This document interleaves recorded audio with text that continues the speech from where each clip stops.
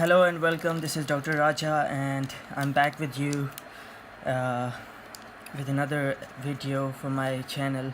Last time we discussed the transfusion reactions here, and we discussed about it was an intro about the transfusion reactions, like how our RBCs make antibodies and against what antigens. So RBCs, they would make antibodies on their surface against the antigens that are missing on the RBC surface. And yeah, that's what we discussed. Then we discussed about ABO incompatibility. So guys, if you wanna, those of you who are like watching my video right now, this is the part 2 of the transfusion reaction, so you gotta watch part 1 of my of this transfusion reactions in my previous video. So make sure you check it out. So today we will discuss the part 2, which is like the mismatch transfusions. That was the intro that we did in our last video. Today we will discuss the mismatch transfusions, like how does it happen. So we have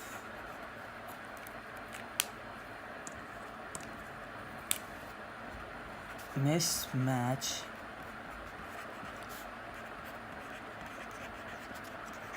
transfusion, like how does it happen and all. So what happens in mismatch transfusions is we have a recipient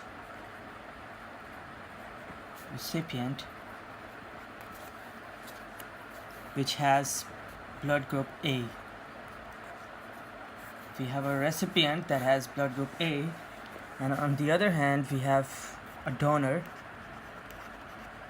with blood group B. So as we know that the blood group A person will have anti-B antibodies. We have discussed this in our previous video, so those of you who haven't watched my previous video, I will suggest you guys to watch my previous video on mismatch transfusions, which is the part 1, and then move on to this part 2. So here blood group A, we know that it has anti-B antibodies, and blood group B will have anti-A antibodies. So what happens here is, always remember that it will be the recipient's antibodies that will bind with the donor's antigen, whereas the donor's antibodies, they are unable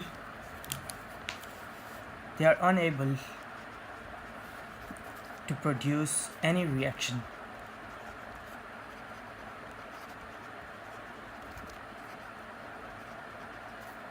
Due to hemodilation in the recipient. The recipient have high titer, so that will have hemodilation. The process of hemodilation will be there in the recipient. So that is why these anti-A antibodies of the donor will be unable to bind with the recipient's antibodies. So what happens then is these anti-A antibodies, they make up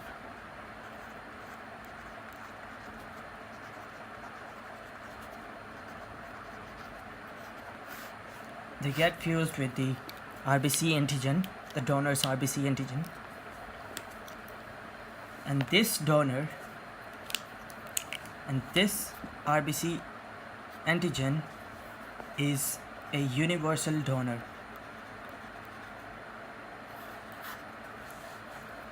This RBC antigen is a universal donor because it has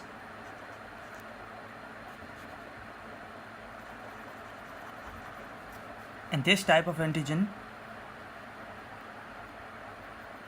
is present on blood group O, which has no antigen which has no antigen on its RBC surface.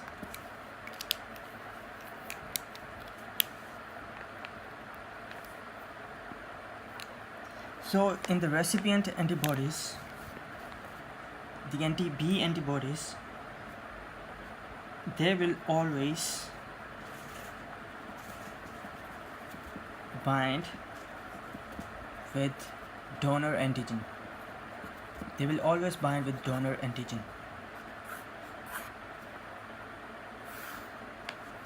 This is the donor antigen. So these recipients antibodies, which are anti-A antibodies, they will always bind with donor's antigen because it has high titer, as I told you earlier. Because these antibodies have high antibody titers, I'll just write titer. These have high titers, so these antibodies will always bind with donor antigen. And as a result, when they will bind with each other, then they will produce, I'm sorry for my red pencil, it's almost finished, so I beg your pardon. So it will be antigen plus antibody complex, which is also known as the immune complex, will be formed as a result of the anti-B antibodies bonded with the donor's RBC antigen. So this immune complex, now this is the important thing that you should know regarding the mismatched transfusions.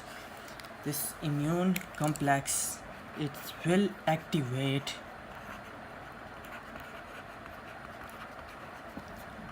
the complement system.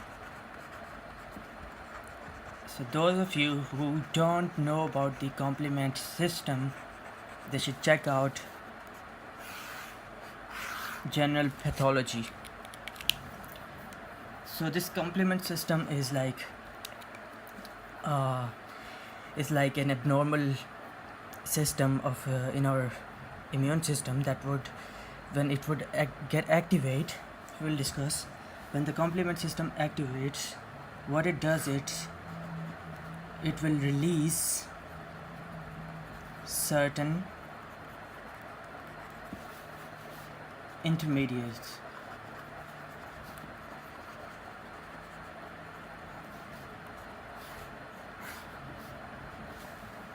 It will release the intermediates.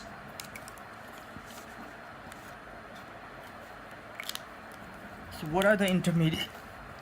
Beg your pardon. So what are the intermediates? We have C3A and C5A.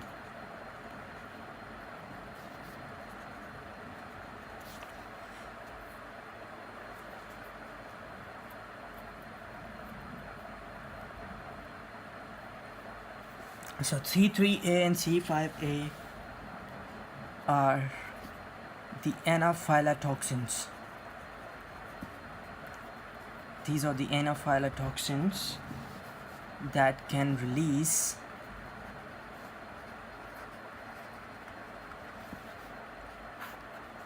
histamine.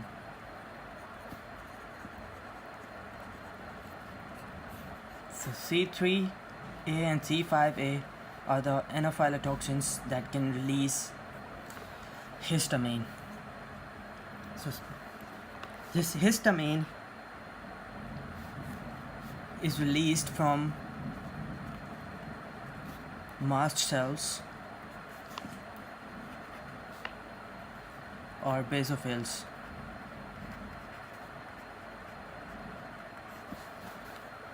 So this histamine, it is, as we know that the histamine, when it will be released in the blood, then it will create the peripheral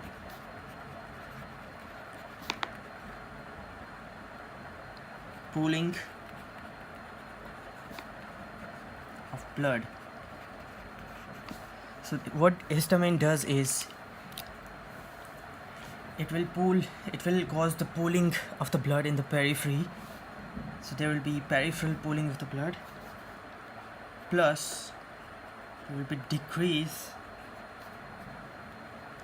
effective circulatory volume. So histamine is gonna produce peripheral pooling of blood and decrease effective circulatory volume.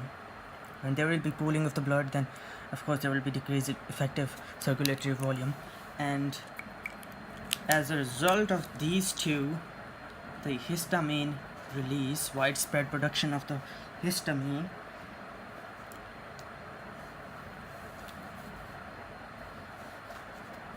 there will be, these two will lead to vasodilation, widespread vasodilation, and as a result there will be anaphylactic shock. This will result in an anaphylactic shock. So this is the intermediates that would get released due to the activation of the complement system. But the complement system, the end product of complement system has one end product, and that is a membrane lytic complex.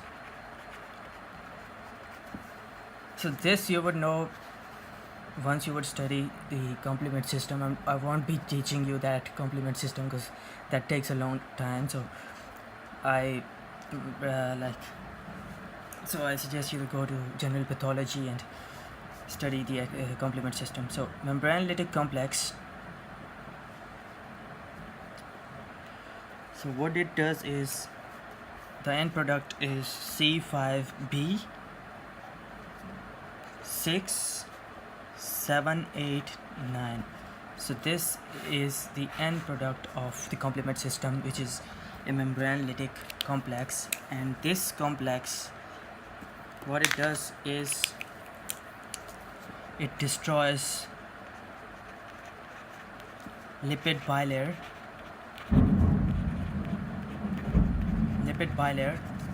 of cell membrane of antigen. So this end product, the membrane lytic complex, as the name suggests, it will destroy the lipid bilayer of the cell membrane of antigen, and as a result of this there will be a hemolytic reaction.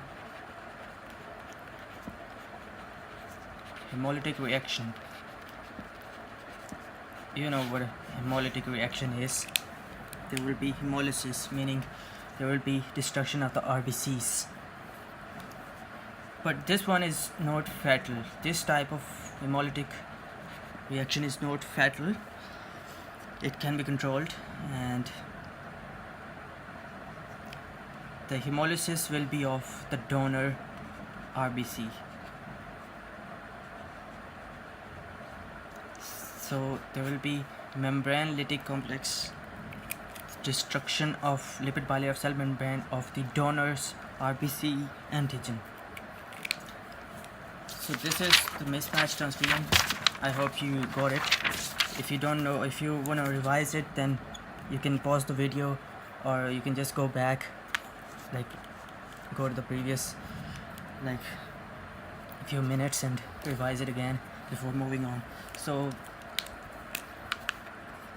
now we're going to discuss complications of blood transfusion.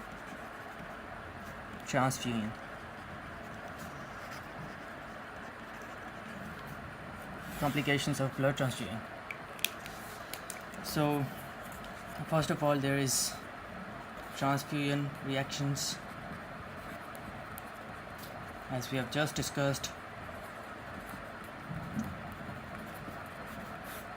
We've just discussed the transfusion reactions. What about those?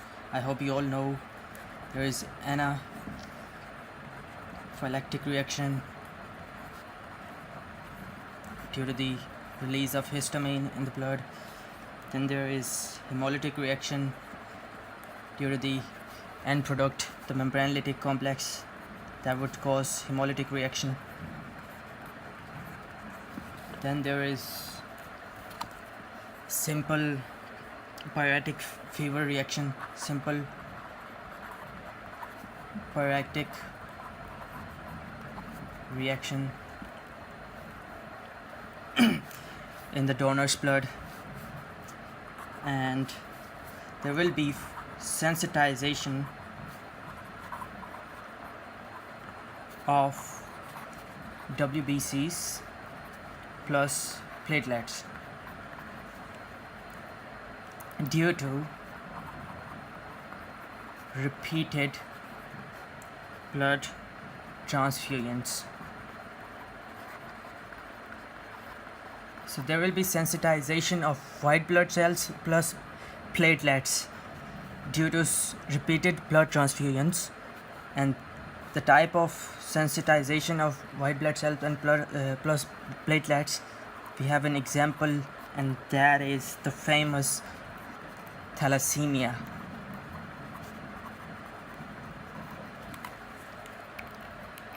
So these were the transfusion reactions. We were discussing the complications, and number 2 is infections that can be produced due to the transfusion. Infections could be hepatitis B plus hepatitis C virus, malaria, we have salmonella,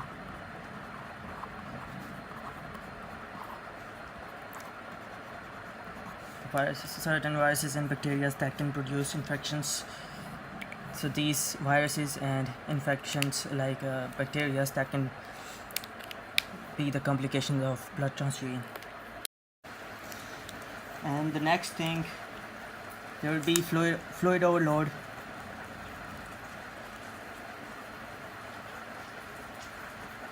There will be fluid overload.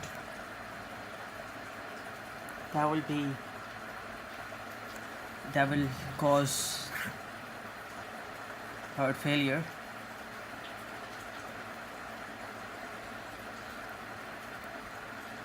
Which is responsible for the heart failure, this fluid overload, and we can treat it with injection furosemide.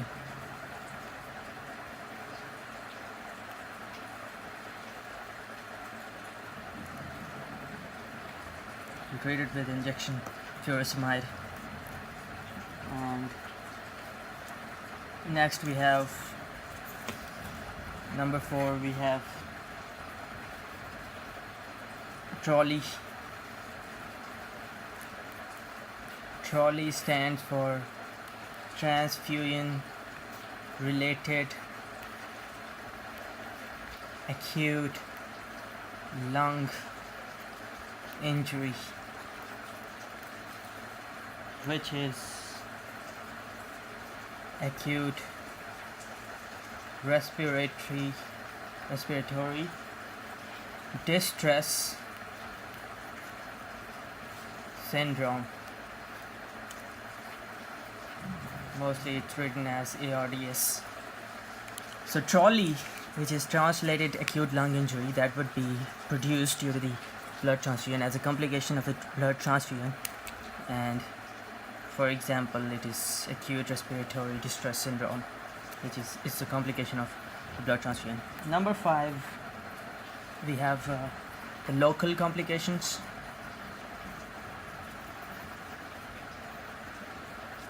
We have the local complications which are hemorrhage,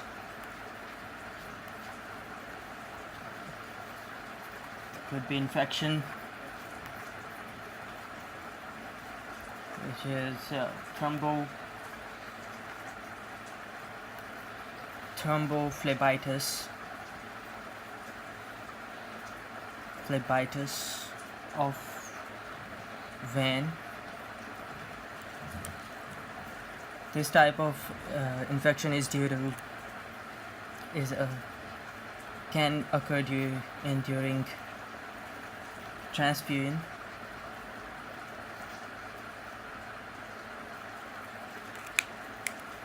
So transfusion can lead to thrombophlebitis of vein. It's one of the complications. And next we have air embolism.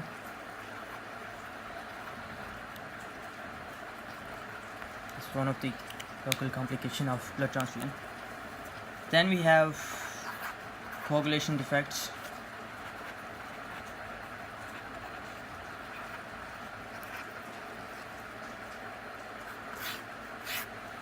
Coagulation defects, we have bleeding tendencies,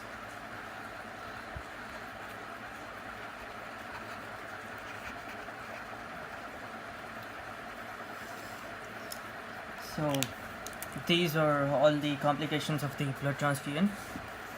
So this is it. So I hope you enjoyed my video. So make sure to subscribe my channel and press the like button, and stay tuned for the more videos. I love you guys. Thank you very much. See you next time.